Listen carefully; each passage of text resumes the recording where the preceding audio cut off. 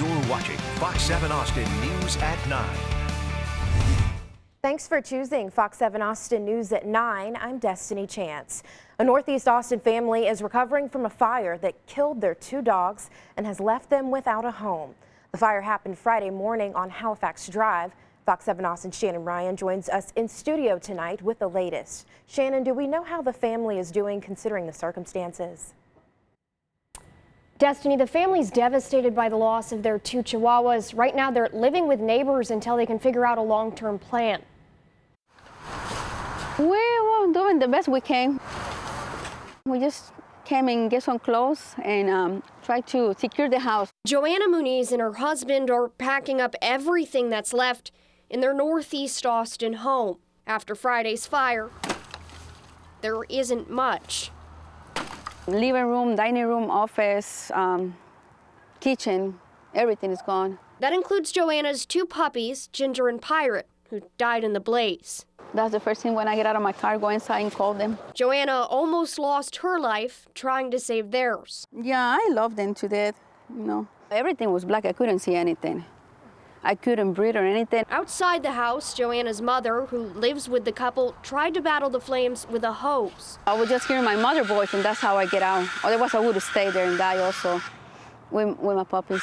Both women suffered smoke inhalation.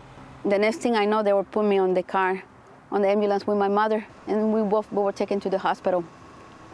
Yes, but it was just like 3 minutes and everything, it was almost gone. Joanna and her mother are doing better today. The family's cats are confused, but all right.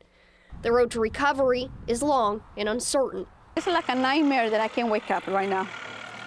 For the loss of my puppies and the house and everything, it's hard. But with the help of God and with our friends and family, we will go through.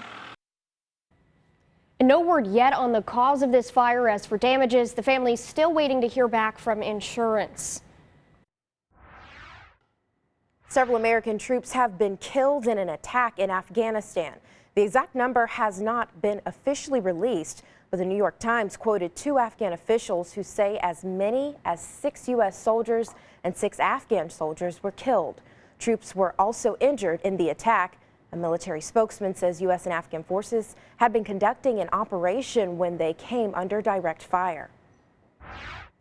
An investigation is underway following a shooting rampage in Thailand today, where at least 20 people are reported dead and another 30 injured.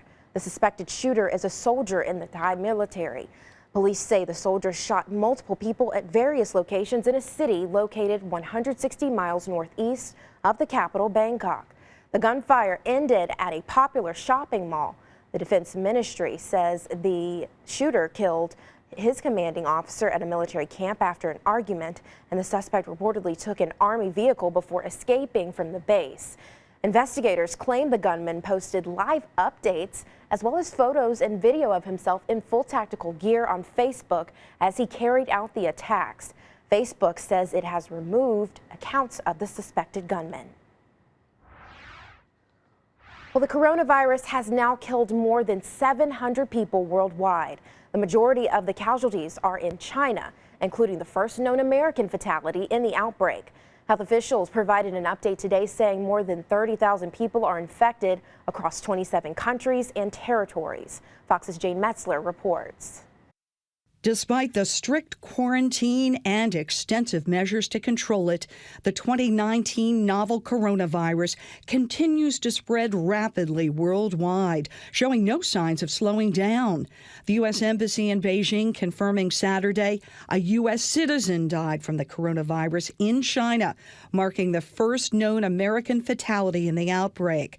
Embassy officials say the 60-year-old patient died at a local hospital on Thursday. However, they declined to provide more details, citing respect for the family of the deceased. The death reported hours after the last 2 chartered flights evacuated hundreds of U.S. citizens from China. Upon arrival at military bases across the U.S., the State Department says all evacuees are subject now to a 14-day federally mandated quarantine. Those showing symptoms of the virus would be put in isolation at nearby hospitals as they undergo treatment. We expect to see additional cases of this novel coronavirus in the United States from returning passengers. The coronavirus first emerged in the Chinese city of Wuhan in December of 2019. It has killed hundreds of people, mostly in China, paralyzing the world's second largest economy as millions of residents there remain under lockdown. The immediate risk to the American public is low at this time. The virus also racing across other continents, making more than 30,000 people sick, the widespread epidemic prompting critics to accuse China of lacking transparency. A scientist developing a coronavirus vaccine says the treatment could be available as early as next year. In New York, Jane Metzler, Fox News. Meanwhile, cybersecurity experts say scammers are taking advantage of this health crisis. The security group Sophos says crooks are going to be filling your inbox with claims of the latest information, but be careful, it's likely a phishing scam. If you click through, it asks you to put in your email address and password, giving scammers access to your accounts. One big red flag, the email will likely have some spelling errors. Meanwhile, Google is teaming up with the World Health Organization over coronavirus concerns. The United Nations Health Agency joined the search engine to help fight the so-called infodemic about the deadly outbreak. The goal is to help you avoid any misinformation being circulated in cyberspace. And leaders say what usually happens during outbreaks is that people have too much information, leading to confusion. They'll call the effort SOS Alert. Fox 7 Austin weather with meteorologist Carlo Falco. Well, I hope you got out there and enjoyed yourself this afternoon. Once the sky started to clear out, really made itself into a very nice day. And that's really going to be the last we see of the sun for the next several. So this is what it looks like right now outside across Austin. Really pretty night. We are starting to see a little bit of moisture start to stream in from the Gulf of Mexico. That's going to get joined with a bunch more moisture coming in from the tropical Pacific. And then that is going to get joined by this, a lot more moisture and a bunch of energy in the Pacific Northwest. What that means is basically tonight, all those clouds are going to increase as the temperatures drop to right around 60, maybe into the upper 50s. And by 2 a.m. and later, yeah, you could see some sprinkles out there, a couple showers, no thunderstorms really, but fog is definitely going to be an issue with a low temperature right around 57 degrees. So early tomorrow morning, low 60s, upper 50s, isolated sprinkles around it, and a little bit of fog here and there. As you go throughout the rest of the day, because we start in the upper 50s and low 60s, we should get to the 70s, but it is going to be damp. Lots of clouds around and about a 60% chance for rain showers for tomorrow. Then we get into Monday and Tuesday, and the rain chances go up. We'll talk about that coming up in your Fox 7 Austin forecast. As the homeless crisis continues in the city of Austin, so do tensions between state and local leaders. As Fox's Hunter Davis reports, Governor Greg Abbott continues to call Austin's policies dangerous and in need of change. Driving around Austin, tons, like all the time. It's pretty hard to miss. It's a problem, yeah. I mean, I think that there's definitely things that we need to do. Candace Cooper has several homeless camps right across from her home. She's not alone. We probably have about 7,000 or more people in our city that over the course of the year come into and out of homelessness. It's what to do about the homeless problem that has people arguing. Last year, the city started to allow people to camp on city streets, sparking blowback. Fox News reaching out to Governor Greg Abbott's office for an interview. They declined. Yet on the governor's personal Twitter account, he tweeted the city's ordinances are, quote, dangerous for everyone. Austin City Mayor Steve Adler responding during an interview with Fox News, saying the comparison of homeless people to crime is wrong. It is similar to making the statement that immigrants are criminals. Neither of those things are true. Both of them are false and harmful. The back and forth coming only months after the governor ordered state workers to clear out camps. And after a recent stabbing, Abbott tweeted again saying, quote, fixing homelessness in Austin, Texas is easy, but that Austin doesn't have the leadership to do this. The mayor holding his ground. You guys have been getting hit mostly on Twitter by the governor claiming there's a lack of action on the city of Austin's part, saying the city is focused on the issue. The city has identified dealing with the challenge of homelessness as the #1 priority. The city now budgeting roughly $63 million toward things like the Austin Resource Center for the homeless. This as the governor is calling for a reinstatement of the camping ban, taking to Twitter to warn the legislature will again override Austin's, quote, reckless policies. For his part, the governor has set up a temporary shelter in Austin with round-the-clock security. Meanwhile, Mayor Adler says the city is hoping to have an extra 300 hotel rooms open up for the homeless by the end of February. Reporting in Austin, Hunter Davis, Fox 7, Austin. Recently, the city of Austin began cleaning up homeless camps around Austin's watershed as part of a $250,000 year-long contract. The city of Austin's Watershed Protection Department has released a list of sites that the city plans on cleaning over the next 12 months. You can see that list on our website, fox7austin.com. Next on Fox 7 Austin News at 9, we are introducing you to a professor at the University of Texas working to stop the stigma around women working in science, technology, engineering, and math.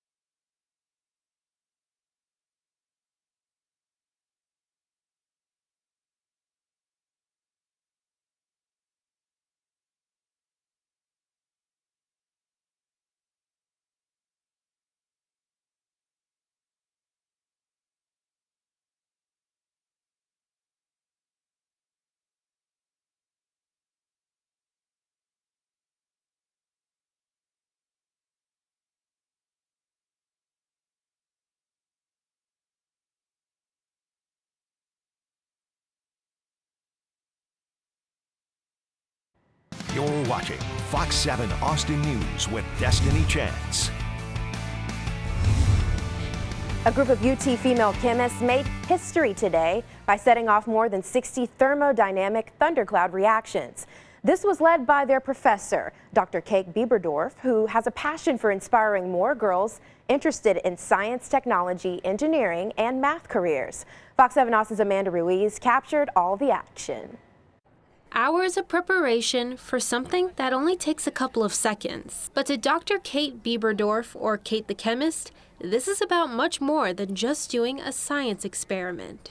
My goal is honestly just to empower as many women as possible and kind of diminish the stigma around women in STEM. because there isn't one.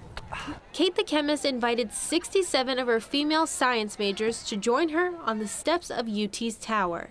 This was incredibly nerve-wracking for me because I have a little bit of mama bear feeling towards my students. To make history. They were playing with hot water and liquid nitrogen, two things I tell them never to do, but now I'm saying do it and throw it near me. The goal? To take a bucket of liquid nitrogen and pour hot water in it, creating what is called a thundercloud. This thundercloud is a classic physical change. It shows the principles of thermodynamics. It shows the energy movement. There's a lot of different principles that it illustrates. 5, 6. And with a few practice rounds, Kate the Chemist and her girls were ready.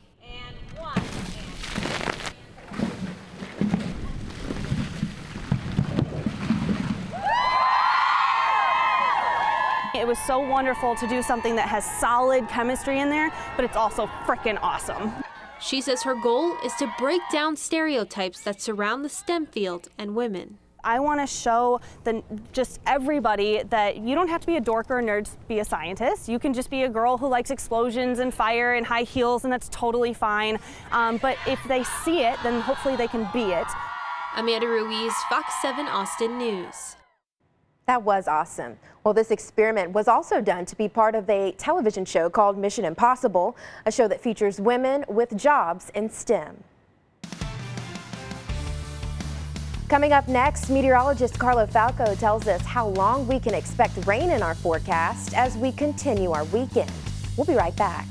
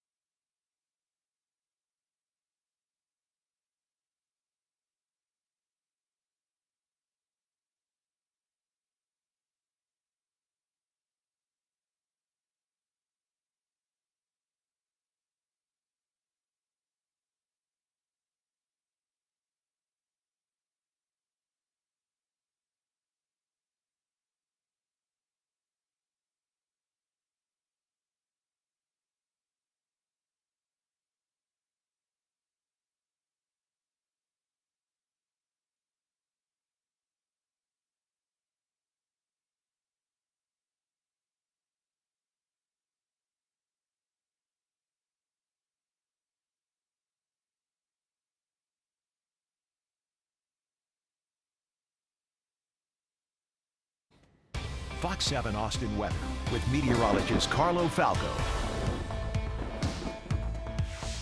Well, we certainly had another beautiful day across central Texas, and high pressure gave us all of that. We had, this started off with those low-level clouds, which then started to clear out as we got into the later afternoon, and it just ended up being really nice. But right now, you can start to see the influx of a little bit more low-level cloud cover coming in from the Gulf of Mexico, and expect that throughout the rest of the night. Looking farther out to the west, we have a bunch more mid and upper-level cloud cover coming from the tropical Pacific.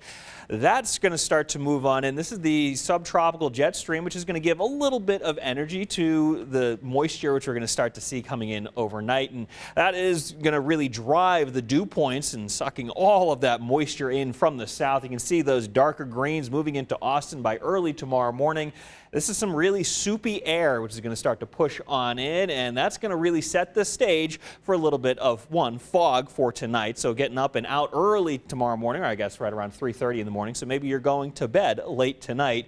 It will be pretty thick fog, 1 mile visibility likely for the Austin metro. It starts to clear out by the afternoon and really does not make for a bad, I guess, low level visibility type of thing, but we will see a little bit of sprinkles as you go through tonight and then into tomorrow as well. Temperature is not too bad. We start into the upper 50s, low 60s, but you will see the chance for some sprinkles and showers by 6, 7, 8 in the morning.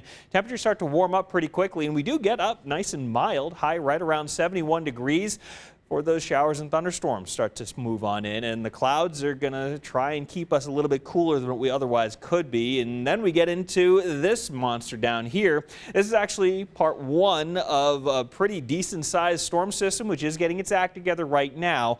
And this energy up in the Pacific Northwest is really going to be the one that starts to bring us some solid rain. So low pressure system dives to the south and parks up in towards the desert Southwest. This is Monday, and you can see all of this moisture starting to get streamed in from the southeast off of the Gulf of Mexico, and that means that we are in for a long-term type of just gray, nasty day before finally everything starts to clear on out. And this is Wednesday into the afternoon. And really this model is a little bit on the progressive side, so it's pushing things out a little bit earlier than I think may actually happen. So Sunday, Monday, Tuesday, yes, numerous showers out there. Wednesday still getting a little bit of rain too. So getting up early tomorrow morning, isolated showers across central Texas, out there for about 11 a.m. Still off and on showers here and there. If you're under one, of course, you're definitely going to notice it.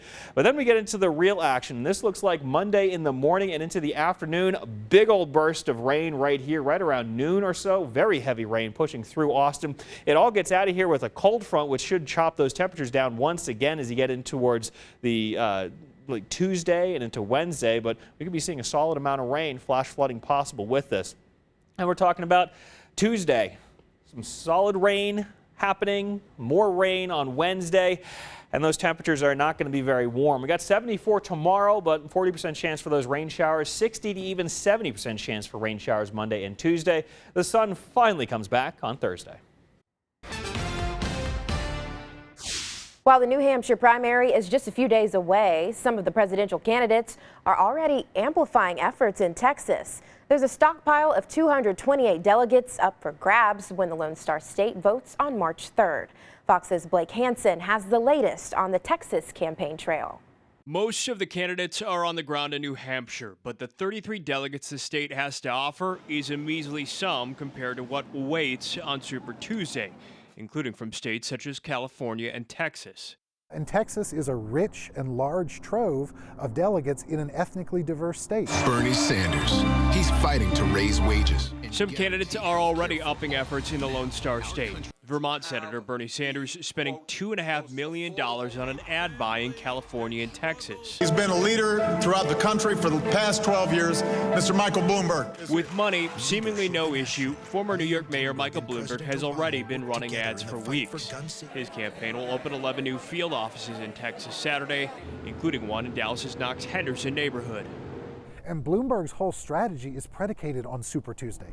Texas is a linchpin of that. So yeah, he's going to be going hard here in Texas. Massachusetts Senator Elizabeth Warren's campaign is launching a Texas Latino community engagement tour in San Antonio on Monday, relying on surrogates. SMU political science professor Matthew Wilson says outreach to Hispanic voters could be key. In the Democratic primary, what's going to be really interesting is how candidates try to do Latino outreach, because for Democrats, they see the Latino electorate as the core of the Texas base. Former South Bend, Indiana Mayor Pete Buttigieg had a strong showing in Iowa, but has made only a few stops through North Texas so far. Former Vice President Joe Biden, who has made a handful of visits to North Texas, has pulled well in the state. His campaign is hoping organic grassroots support and endorsements help drive out voters. Wilson says after a poor Iowa showing, that campaign needs to be focused on the short term. He can't afford to spend the capital right now worrying about Texas. Biden has got to have a win soon. If it's not going to be New Hampshire, he's got to do substantially better in Nevada or certainly South Carolina. And if the primary doesn't seem soon enough, remember early voting begins February 18th, which is a week from Tuesday. One of the important parts of playing sports is keeping ourselves in shape, and that includes our heart health. After the break, learn how doctors in Austin work today to make sure young athletes are ready to take on the competition.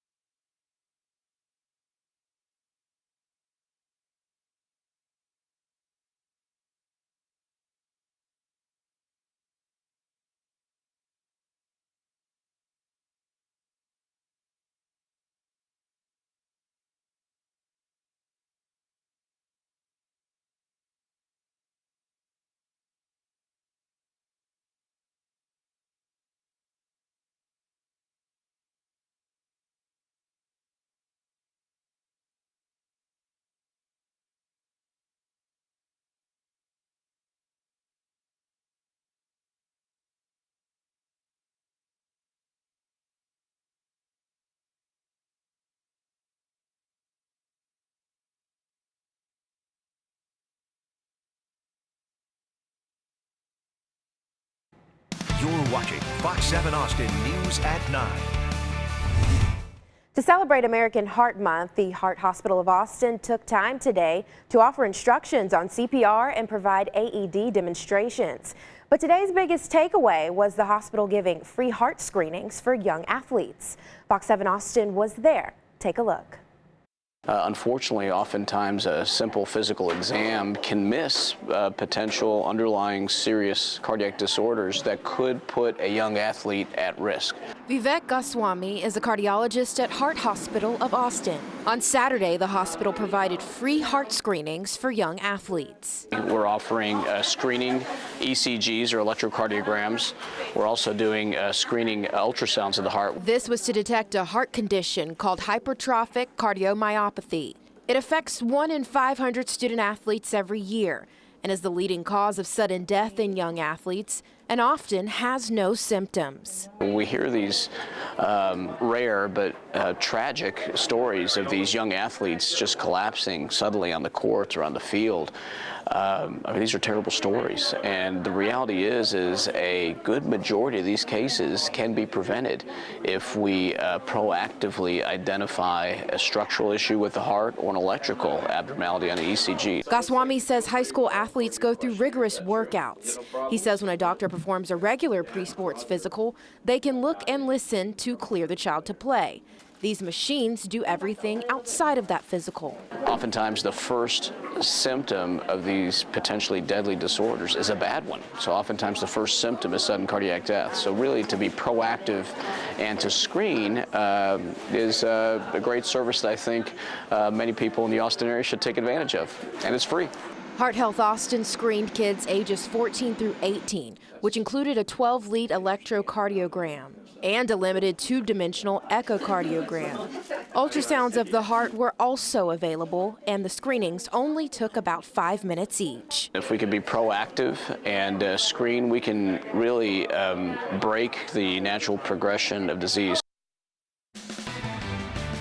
After the break, hear from Congressman Lloyd Doggett, who took the time this week to speak with Fox 7 Austin about the president's acquittal and the State of the Union speech.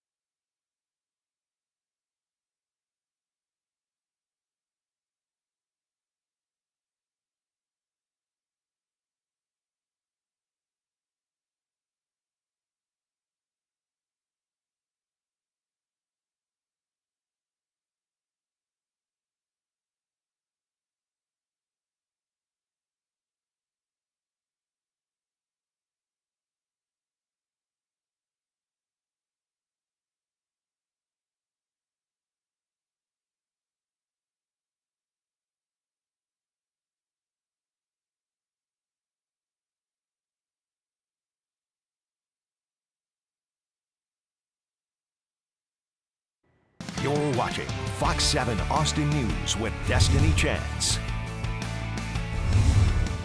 It was an eventful week in the nation's capital. There was the president's impeachment trial with the State of the Union speech right in the middle of it. Fox 7 Austin's Casey Claiborne sat down with Congressman Lloyd Doggett to get his take on the acquittal and how the history books will describe what took place. Congressman Lloyd Doggett from Washington. How are you, Congressman? Great to be with you. So first of all, talk about the impeachment process. After a long impeachment process, the president was acquitted this week. What's your reaction to that? Well, I think it was not really a trial, a mistrial. I've never seen a trial where there were no witnesses and no documents produced. So it's not surprising, I suppose, that the president's Republican allies gave him an endorsement without a trial. I did, you know, I've never really been a big fan of Mitt Romney, but I must say I thought it was a profile in courage on his part. And his speech was very moving. His reference to his religious faith and the oath that he took before God, his comments that our very freedom depends on the vitality of our national character, a character that I think has been really sadly tarnished by President Trump. And Congressman, how do you think this will be viewed in the history books, 20 years, 30 years, 40 years from now? Well, I hope it will be viewed in the very hopeful spirit that I bring to this troubling moment. And that is that the American people saw what happened, they got engaged, and they recognized that moving our country toward a tyrant where all power is placed in the hands of one person who claims that he cannot be even investigated for any crime while he is president and can do whatever he wants under the Constitution, that is not a way to preserve our democracy. And that this year and this impeachment trial really was a turning point in American history, turning us back to a path that democracy, with people who disagree respecting one another, but working out their disagreements in a way that brings us to a better place, is what America is all about.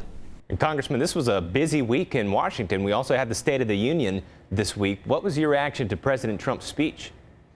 Well, I think I would call it a misstatement of the Union. You know, the very concept of this speech, union, the idea with presidents of both parties has been to try to bring us together, to certainly give their slant on how the country's doing, but to talk about Americans being unified for the common purpose of advancing our American values. President Trump, from the outset, when he refused to shake the Speaker of the House hand, to turning this into a kind of a MAGA rally of 4 more years, did something I've never seen any president do in the time that I've been here, which was really pretty unbecoming. More substantively, I looked at those issues in healthcare that I care about very much, and I must say, though it sounds strident, that I would just have to say there were too many lies. For this president to say that he's protecting pre-existing conditions for the many Texans who rely on that insurance coverage when he is doing everything in the world to undermine it in the courts and in the Congress is just not true. And the same thing that he claimed he lowered prescription drug prices, that has just not happened. And I think your viewers, many of whom I know feel strong support for President Trump, just really have to look in their own pocket and see if they're being lied to. Congressman Lloyd Doggett from Washington, thank you so much for joining us. Thank you very much. After the president's acquittal, Republican Congressman Roger Williams from Austin said in part, "This impeachment sham has been a great disservice to the American people, with Democrats dedicating precious time to a disingenuous cause. Today, the Senate rightly acquitted President Trump, and I hope that we will put this charade behind us so we can get back to work for the American people." Well, moisture is starting to stream in from the Gulf of Mexico. It's going to tap into a little bit of energy from the subtropical jet, which is those clouds you can see right there. And then also a bunch more energy coming in from the Pacific Northwest. How much rain we'll get coming up in Fox 7 Austin forecast.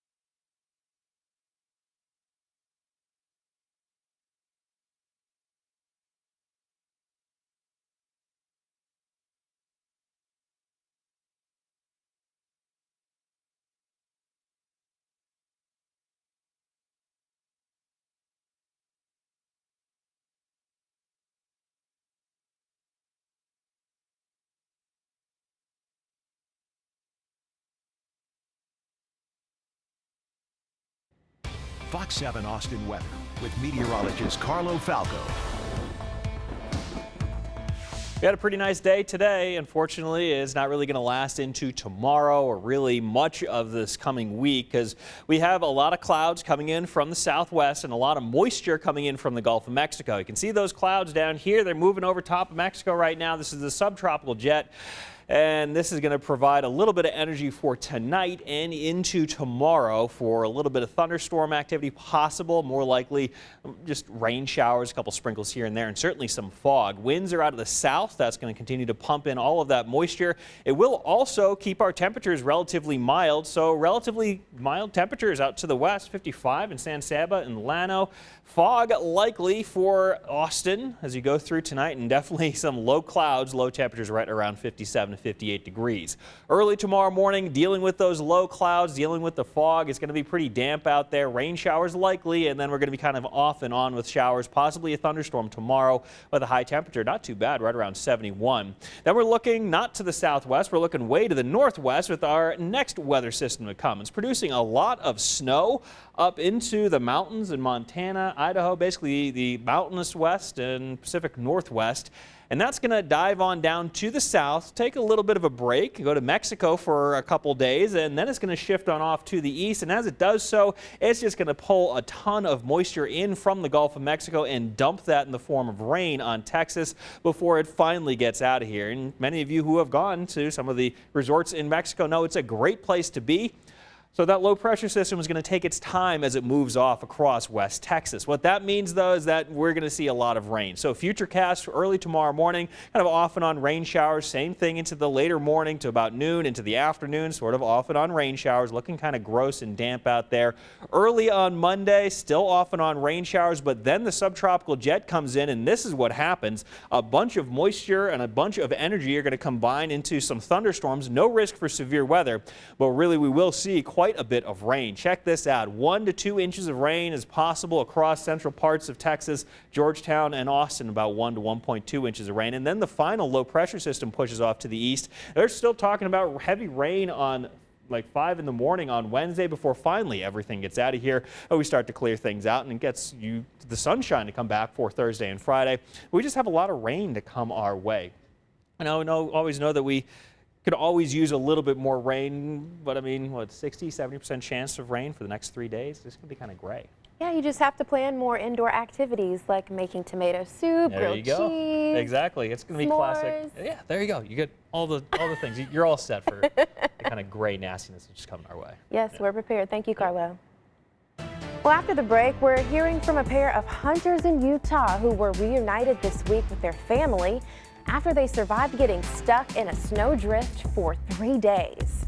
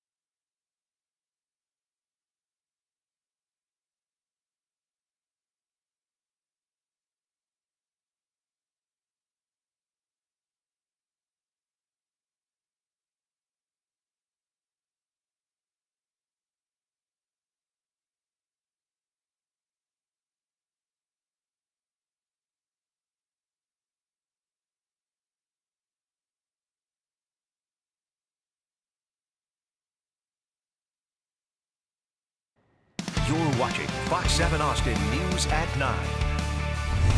A rabbit hunting trip turns into a survival experience for 2 Utah hunters after the pair got stuck in a snowdrift. The hunting friends spent 3 days in frigid temperatures before their rescue. Fox's Sydney Glenn has video of the emotional family reunion. Some hugs are sweeter than others. These are some of those hugs. Thank you, guys. I think as a whole, we take things we have for granted a lot. Like I said, things like this kind of puts that back in perspective. Lee Peters and Chad Strain plan to spend their Saturday out hunting. Going towards the jackpot side, there's a bunch of gullies and stuff in good rabbit country, I guess you would call it. So figured we'd go up there and came across the snowdrift. That snowdrift left these experienced hunters stuck. We didn't have anything, so trying to dig out that 7 hours was an ice scraper, and I think my hat and we went and pulled off a piece of board from a fence. As the sun went down, they started to realize they were in trouble. Around that same time, their families were starting to realize the same thing. Not knowing was killing us. As the guys searched for people, cell service, anything to get them home, their loved ones searched for them. I had that fear from the time I got there that we would never see him again. As the temperatures dropped, that fear for everyone got more real. It's almost mind-numbing cold. Just as the thought of getting or giving one more hug felt less likely, everyone got the news they'd been hoping for. And to hear him say, "Hey baby, I'm okay. I'm okay. I'm completely okay." You can't explain the weight that just rushes out of your whole body. I seen Lee jump out of the truck and I just died because I didn't figure I would ever hold him again. Now, these families are holding on a little tighter. The UT men's basketball team looks to build its resume and keep their name in the NCAA tournament conversation. We'll let you know if they got it done at home against Texas Tech. Plus, the XFL kicks off its new season. Fox 7 Austin's John High will have those highlights and more next in sports.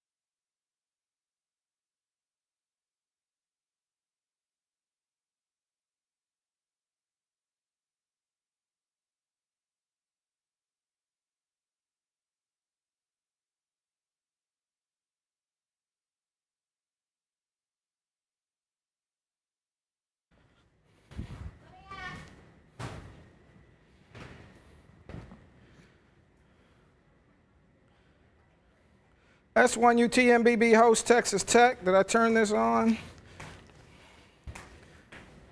Port Aransas and Mustang Island. Visit Port Aransas. I'm tossing the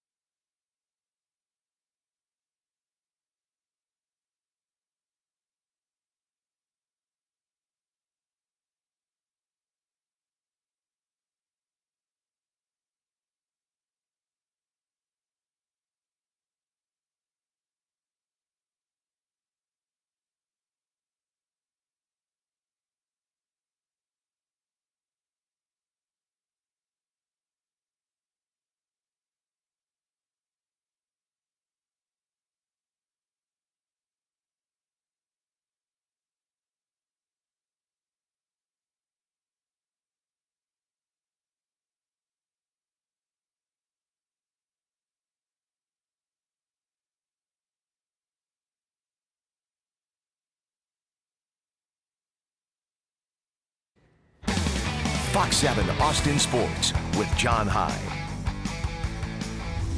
With less than a month left in the regular season, the UT men's basketball team definitely needs to flip a switch and get things rolling if they hope to make the NCAA tournament. And taking care of a Texas Tech team, they've beaten 22 of the last 23 games here in Austin, would definitely help the Horns' resume. Early on, you could see Texas playing with a lot of energy and a sense of urgency. Shaka has wanted his guys to be more aggressive, and they were. Andrew Jones definitely feeling it. Everything he put up seemed to go in, including this circus shot as he gets the foul there. Jones scored 16 of his 18 in the first half. Horns up 31-19 at the break. Second half, Coleman lays this one in for his 1,000th career point. Then a little later, forces the turnover there. Jones scoops it up, dishes it off to Royce Ham Jr. He throws it down. UT up 9 at that point.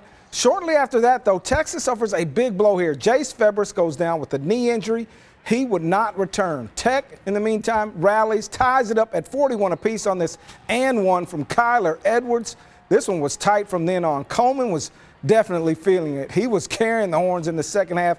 Finishes with 17, but with Texas down 1 late, his shot gets blocked here. Tech knocks down a couple of free throws. Horns try to get a quick 2 after that, but Coleman can't get the foul call there. Yeah, Shaka cannot believe it. Texas loses one they definitely had at one point, and they needed it, but couldn't finish, falling to Texas Tech 62-57.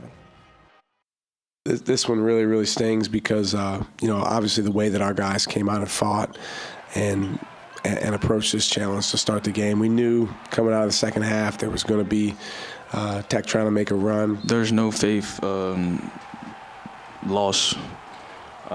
We know we can compete with any team, and we just have to finish games. At the end of the day, execute better down the stretch on offensive and defensive end. I just feel like it was on us. Like, our level of urgency wasn't there coming out of the second half just as a whole. You got to turn the page. Their guys were really upset after the game. You wouldn't want them to not be, but now we play in 48 hours. Yeah, quick turnaround for the Horns, who will host Baylor, the nation's #1 team, on Monday night. Texas may want to take a page out of Oklahoma State's book because even though they're one of the worst teams in the Big 12, the Cowboys have given the Bears problems. For some reason, they're just a bad matchup for Baylor. That dunk ties it at 51 apiece with about 9 to go. Remember, the Cowboys nearly upset the Bears a few weeks ago in Stillwater.